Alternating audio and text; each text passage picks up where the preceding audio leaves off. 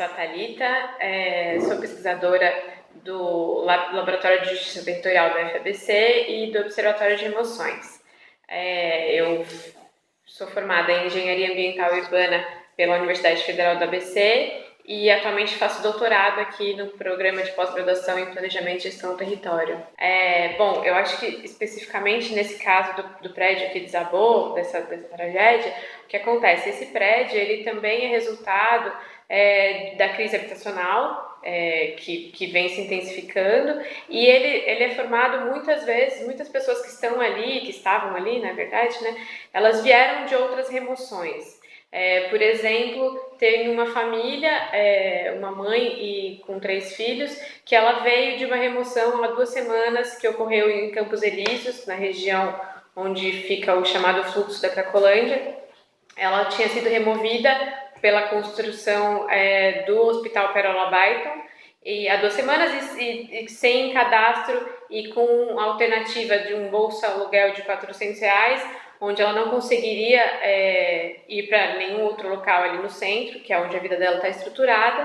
Então, nessa emergência e na falta de alternativa, ela foi para essa ocupação. E aí, 2 semanas depois, acontece o desabamento do prédio e a Daisy novamente está sem casa.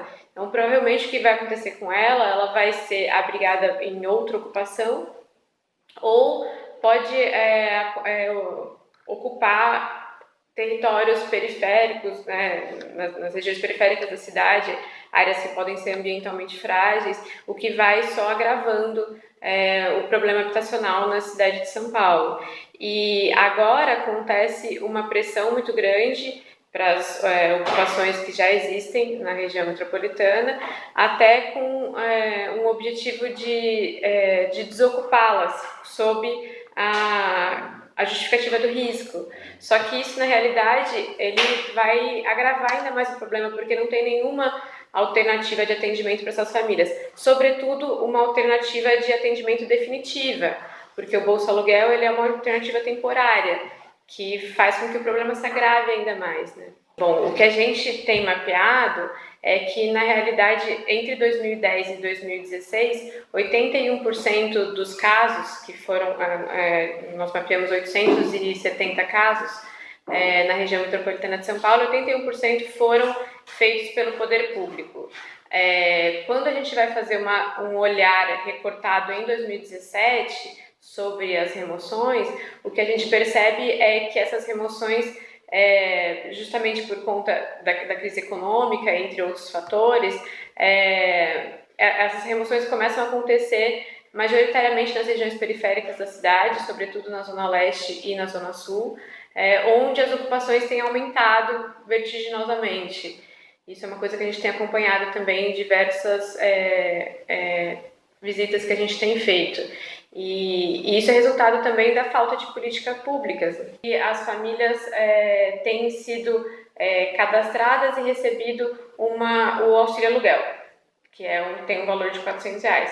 E geralmente é isso que acontece. E quando a gente tenta discutir esse tema, a ideia é que seja ofertado o atendimento definitivo para essas famílias e não um atendimento que vá só mascarar esse problema. A gente tem discutido isso com vários grupos de pesquisadores, né? E muito tem se falado sobre a transitoriedade permanente, que é essa situação onde a pessoa nunca consegue se fixar num local, justamente porque ela vai de uma área precária para outra área precária, seja por conta de risco, seja por conta de obras públicas ou a justificativa que for, né? Eu acho que a primeira coisa é que na maioria dos casos que a gente acompanha, as pessoas muitas vezes, os atingidos, muitas vezes eles não são parte desse processo.